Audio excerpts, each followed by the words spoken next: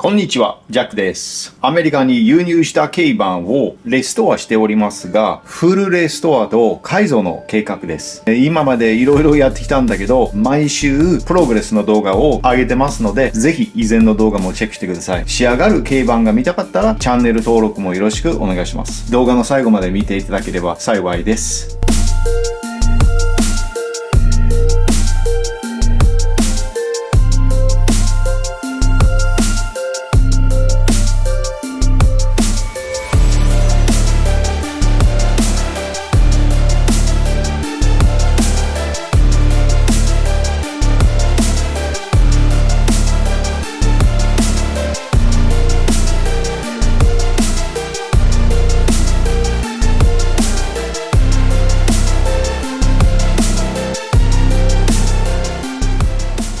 まずは前側にあるサスペンションを車体に戻すつもりです。で、その前にこのジャッキスタンドね、この馬がこのところから持ち上がってんだけど、この辺り塗装かけられていない。だからこの馬をこのところとかこのところにも塗装かけられるように動かします。この塗装が乾いてる間にサブフレームメンバーとかステアリングロッド、テンションロッドなどなど準備して車体に戻します。とりあえずいろいろやるつもりなんで頑張りたいと思います。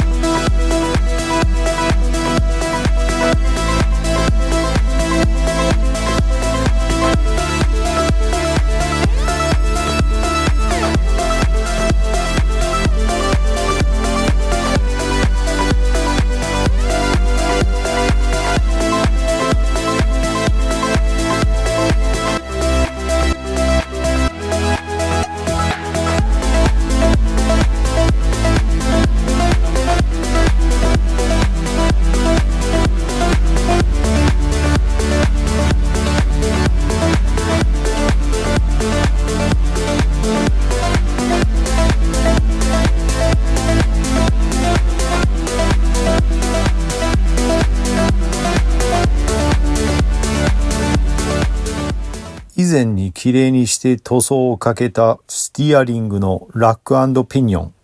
29年前の部品だけど、まだ状態がいいと思います。完全なオーバーホールせずに、ただのリフレッシュ。そしてゴムのブーツが硬くて、間違いなくいずれ割れが入ってしまいます。だから交換しますが、ブーツを装着する前に、ラックバーの刃に純正スペックのモリーグリースをつけます。さらに中にあるペニオンにそのグリースがたくさんつくようにバーを手動的に動かします。ブーツを交換しますが、スズキの純正品を買いませんでした。ミヤコという日本製のブランドです。やはりメイドインジャパンの高品質がいいですね。あとはついてきた金属のタイラップのバンド。とってもいいデザインでしまいやすくて便利です。あとは巻けば完了になると思うけど、とりあえずかっこよく仕上げて早く車に戻したいですね。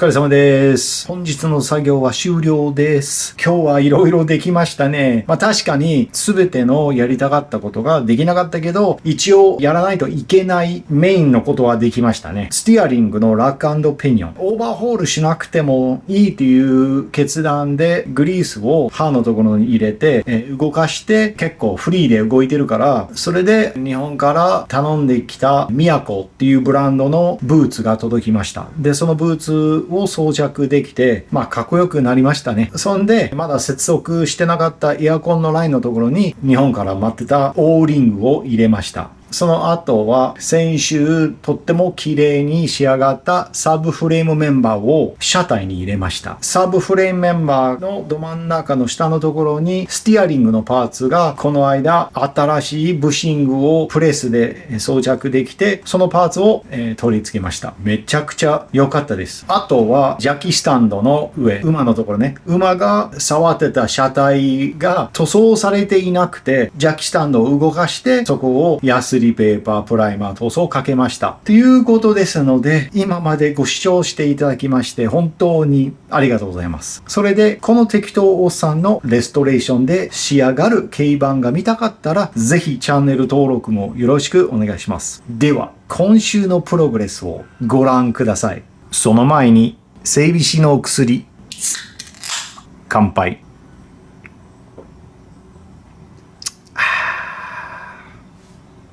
うまい。